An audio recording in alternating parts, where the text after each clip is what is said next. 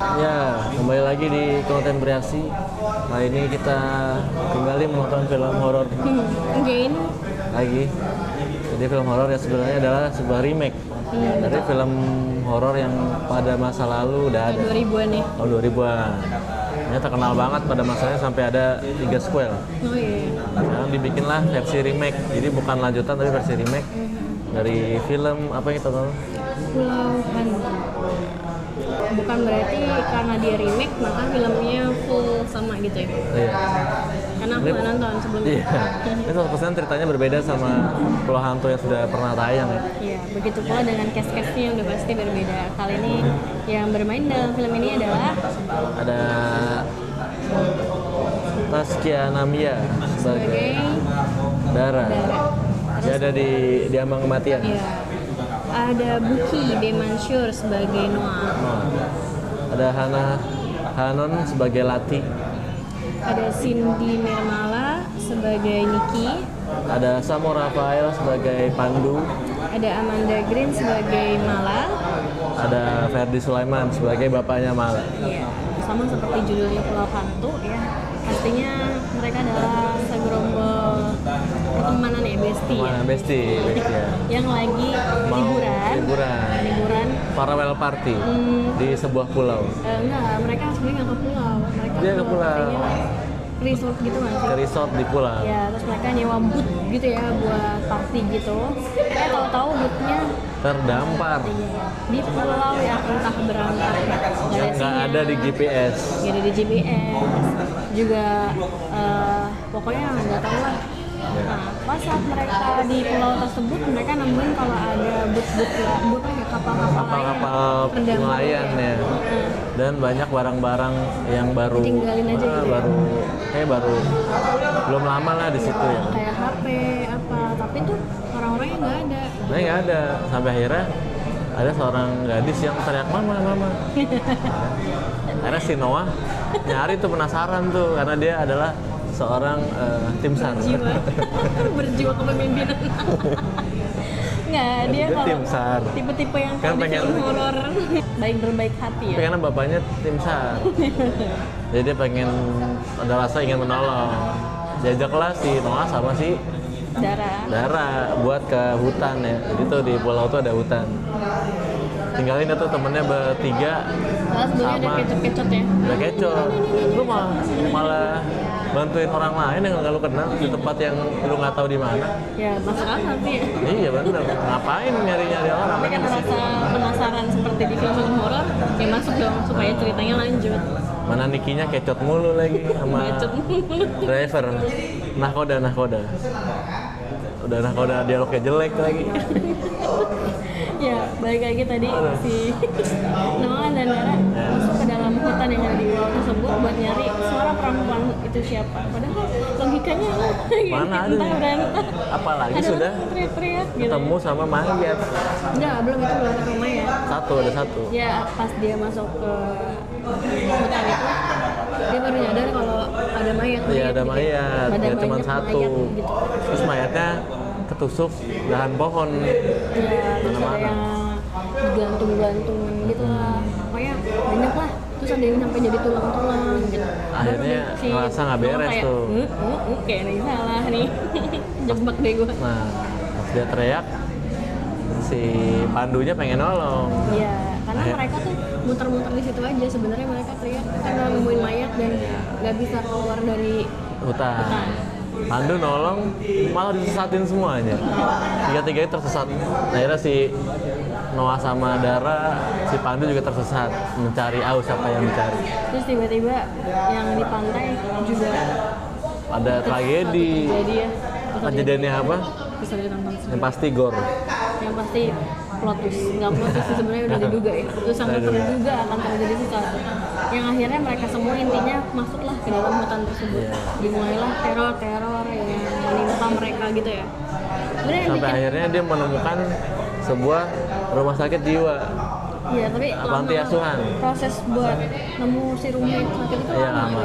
Mereka di terornya itu kayak terpisah gitu ya, terpisah terus kayak yang Ya udahlah capek nonton. Baru nemuin rumah sakit. Sebelum dia nemuin rumah sakit atau panti asuhan itu juga Ada backstory ya. di backstory banyak ya, ada seorang anak dia main bapak-bapaknya tuh. Ada anak pecahin gelasnya diinjak kemana? Tahu. Terus udah gitu juga sebelumnya pas awal mula film juga ada backstory tentang panti asuhan. Gitu. Panti. Jiwa. Iya panti tapi namanya. Rumah sakit jiwa panti. Gitu yang aneh lah gitu. Ternyata rumah sakit itulah yang mereka datangi gitu ya. Ya. Yang ada kisahnya nanti dibuka satu persatu lewat flashback. Ini juga sebenarnya produser dari Diambang Kematian film ini. Oh iya sama. Iya. Pantesan Pemainnya sama. Jadi ada elemen-elemen yang kalian lihat di Diambang Kematian mungkin ada juga di film Pulau Hantu ini. Oh gitu. Contohnya ya gor-gor gitu banyak sekali ya adegan gor di sini mungkin ya. Dimulai dari mereka nemuin mayat-mayatnya yang kelihatan sangat Tidak wajar dan agak gitu ya. Terus dengan adanya plot twist yang tadi kita sebutin, terus dengan pokoknya sampai ending tuh banyak gore-gore yang terjadi di film ini. Jadi kalau misalkan kalian nggak suka ya siap-siap aja. Apakah mereka semua akan survive? Ya, betul. Apakah mereka akan pulang dengan Selamat? Bisa ditonton. Pokoknya film ini menjelaskan dengan sebenarnya kalau untuk backstory kalau misalkan kayak kesulitan filmnya gitu dari kenapa ada pulau hantu itu, kenapa terjadi, apa yang terjadi sama arwahnya itu tuh dia mau ceritakan itu secara runut, jelas gitu ya. Ada porsinya sendiri iya, gitu. Kita jelas dan gak buru dan masuk akal aja semuanya. Masuk akal. Ya kan? Terus juga nggak yang ujuk-ujuk walaupun ya tadi salah satunya ada dialog. Walaupun dialognya jelek, dialog sampah antara si Miki sama Lati juga. Walaupun chemistry-nya nggak ada, padahal di temen ya. Terus kayak chemistry-nya nggak ada. Terus dialognya nggak jelas gitu-gitu.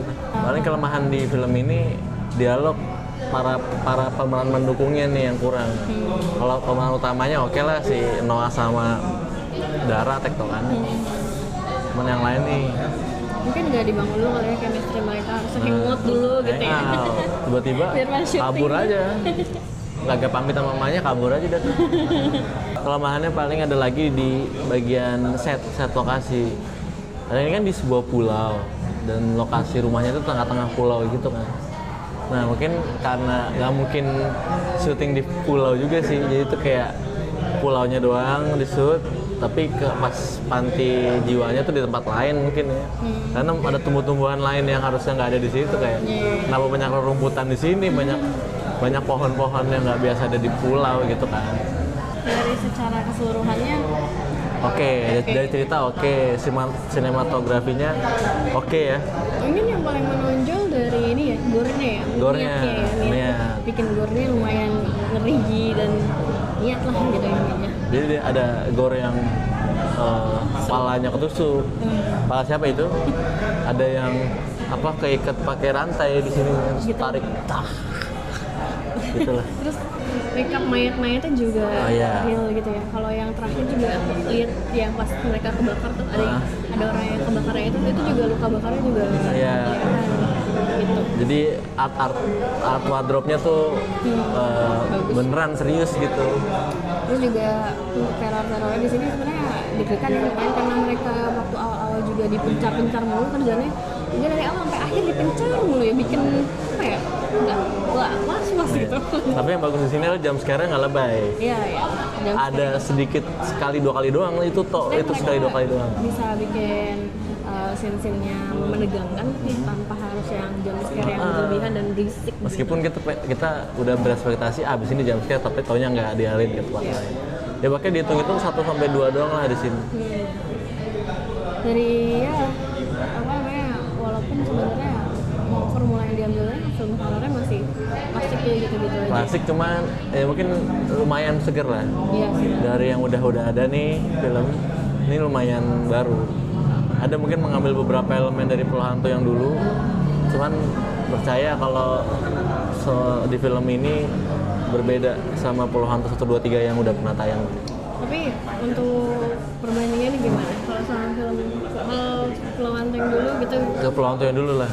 Iya, lebih menarik gitu. Ya, kalau di film Pulau Hantu yang dulu adalah ya udah sebuah pulau yang ada resortnya dan semua orang tuh dihantui di situ, dihantui, dibunuh-bunuh. Nah yang sekarang tuh membawa pesan, film ini membawa pesan. Apa itu pesannya? Dan alasan dibalik itu aku gitu, alasan yang bukan paling logis, salah satu masuk alasan akal. yang masuk akal di film horor. Iya. Karena biasanya kan Betul. film horor itu kan kayak membuat-buat ya. Memaksakan. Iya, kalau itu emang ada alasannya. Ada alasannya. Kenapa dia tuh menghantui terus di situ? Kenapa dia meneror? Ada sesuatu yang dia tunggu gitu. Dan semuanya dijelasin secara Jelas rinci di film ini.